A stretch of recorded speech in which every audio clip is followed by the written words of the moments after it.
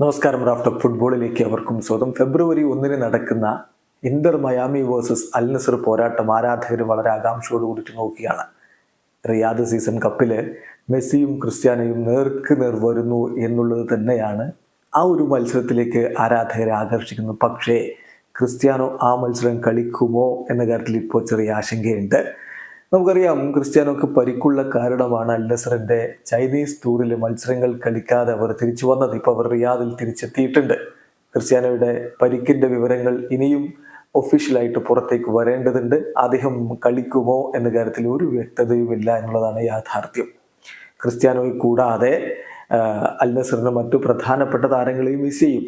ഇപ്പോൾ ആഫ്കോൺ കളിക്കുന്ന സാദിയോ മാനയും അതുപോലെ സെക്കോ ഫൊഫാനയും ഒന്നും ഈ മത്സരം കളിക്കാനുണ്ടാവില്ല.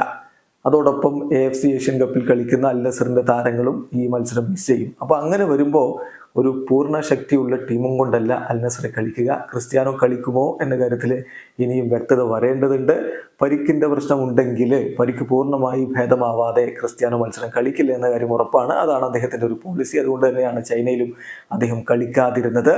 അപ്പോൾ അതുപോലെ തന്നെ കാര്യങ്ങൾ പോവുകയാണെങ്കിൽ ക്രിസ്ത്യാനോ ഒരു പക്ഷേ ഈ മത്സരം കളിച്ചേക്കില്ല. എങ്കിലത് വലിയ നഷ്ടമായിരിക്കും ഫുട്ബോൾ പ്രേമികൾക്കുണ്ടാക്കുക.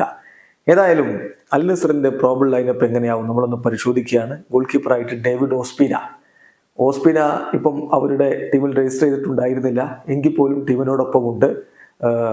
അദ്ദേഹം ചൈനയിലേക്കുള്ള ടൂറിന്റെ ഭാഗമായിട്ടുണ്ടായിരുന്നു.